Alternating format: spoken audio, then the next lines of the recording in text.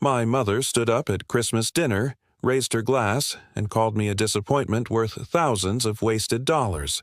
So I sent her $1 and said, "Debt settled." Then I destroyed them.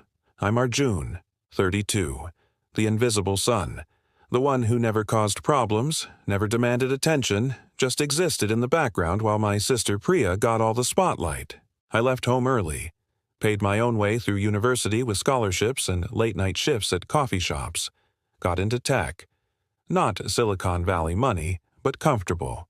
I own my apartment. I drive a used Honda that runs perfectly. I have a wife, Mira, and our 3-year-old daughter Anya, who are my entire world. But my family, they've never seen any of it. Every time I visit, I shrink back into this version of myself that doesn't exist anymore. My mom talks to me like I'm still 17 and just got cut from the soccer team. My sister treats me like her personal ATM with legs. Still, when Christmas came around, I said yes. Mira asked if we really had to go. I told her it wouldn't be that bad. I was so wrong. Dinner was chaos. Burnt turkey. Half-drunk relatives. My mom was already 3 glasses deep by dessert. Then she stood up, looked directly at me, and said loud enough for everyone to hear, "Here's to wasting thousands, raising a disappointment." The room went dead silent. Mira's hand found mine under the table. Anya kept coloring, oblivious. Everyone else just stared, waiting to see if I'd finally break. I pulled out my phone, opened my banking app, sent her exactly $1 with the memo. Debt settled. I said it out loud, too. Calm, cold. Debt settled. That's when Priya laughed. That nasty, high-pitched cackle she's had since childhood. Next year, don't bring your pathetic little family. You lower the tone. Something inside me snapped. I didn't yell, didn't throw anything. I just looked her dead in the eyes and said, "Living like a queen on my money, until tonight." I stood up, got Anya's coat, helped Mira with hers, and we walked out. That night, after tucking Anya into bed, I sat at my desk and went through everything. Every account I'd ever shared, every card I'd co-signed, every automatic payment I'd set up. I froze joint accounts, revoked Priya's emergency credit access, canceled my mom's car insurance autopay, locked it all down, and I slept like a baby for the first time in months. The day after Christmas was eerily quiet.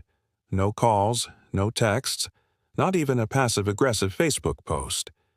Mira said it was the calm before the storm. She was right. December 27th. My phone exploded.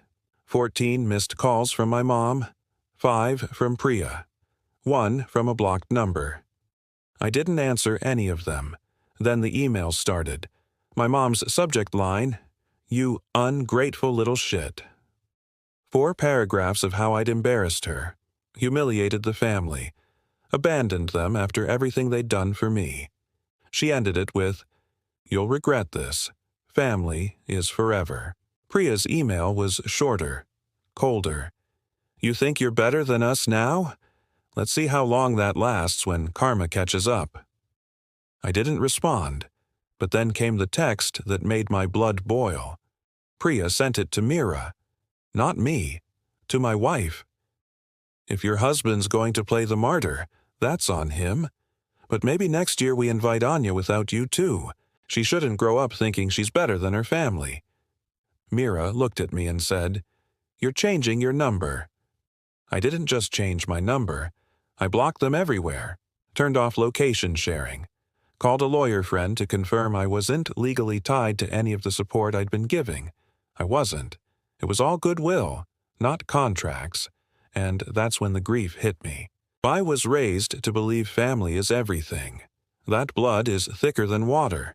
That being the bigger person meant swallowing your pain and showing up anyway. But here's the truth. Family isn't blood.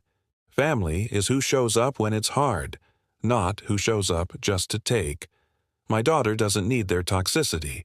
My wife doesn't deserve that tension. And I don't owe anyone access to my peace anymore. A few days later, my old bank called. The one from college I thought had been closed for years. Mr. Kapoor, we're calling about unusual activity on your joint account ending in 2907. Joint account. With my mother. My stomach dropped. When I was 19, struggling through second year, my mom helped me open an account so I could qualify for student overdraft protection. I'd used it briefly, then switched to a credit union and forgot about it. Apparently, she didn't. She'd been making small $10 deposits and withdrawals once or twice a year, just enough to keep it active, keep it under the radar.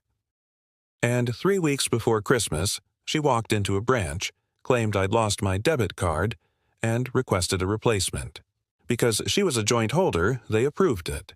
She'd had full access for years. The balance, when I logged in, negative $3,921. She drained it. ATM withdrawals, online transfers, Venmo payments labeled rent, gift, and disgustingly, kid stuff. But I knew she wasn't talking about my kid, and it got worse.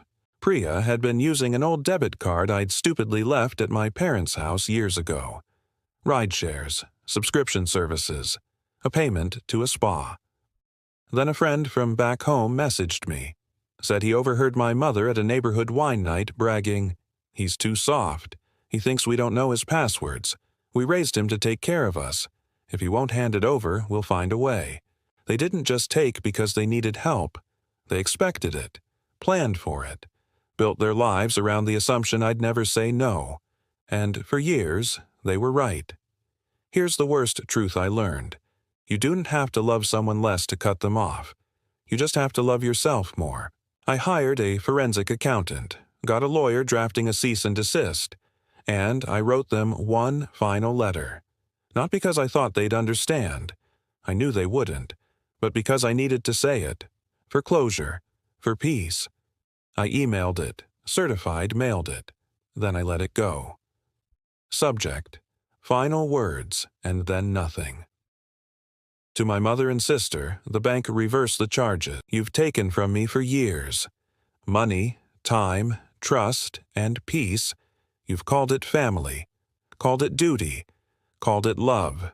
But what you really meant was, you owe us.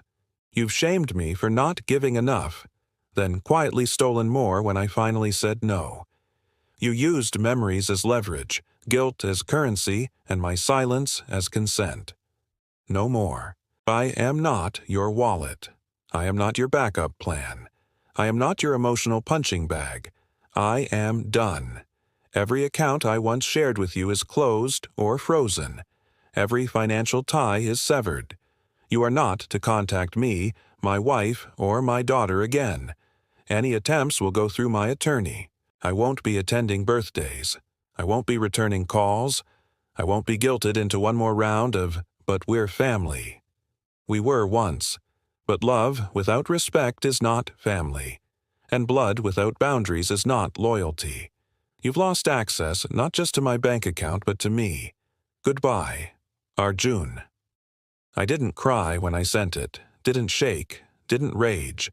I just sat there afterward, quiet, numb, free. I thought it would feel like cutting off a limb.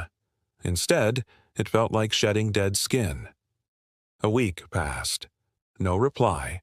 Then a text from an unknown number. You'll regret this. When Mom's gone, you'll wish you hadn't been so cold. I blocked it.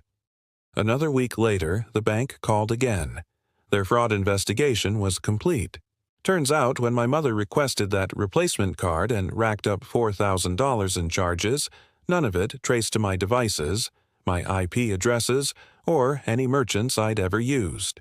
I'd submitted everything. A notarized affidavit, screenshots of her Venmo messages, an audio recording where she openly said, "He won't stop me. He's soft. Always has been." That was enough. Closed the account.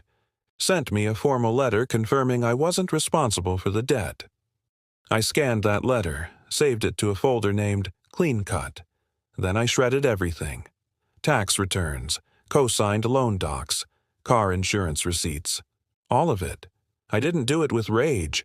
I did it with clarity. They weren't just cut off emotionally. Now they were cut off legally, financially, entirely. Because here's the truth. Regret is what happens when you betray yourself trying to please others. I spent years trying to be the glue. Turns out they were happy to let me hold everything together as long as they never had to. But now I'm done holding. No more second chances. No more explaining why I deserve basic respect. No more hoping they'll change. I changed. I chose peace.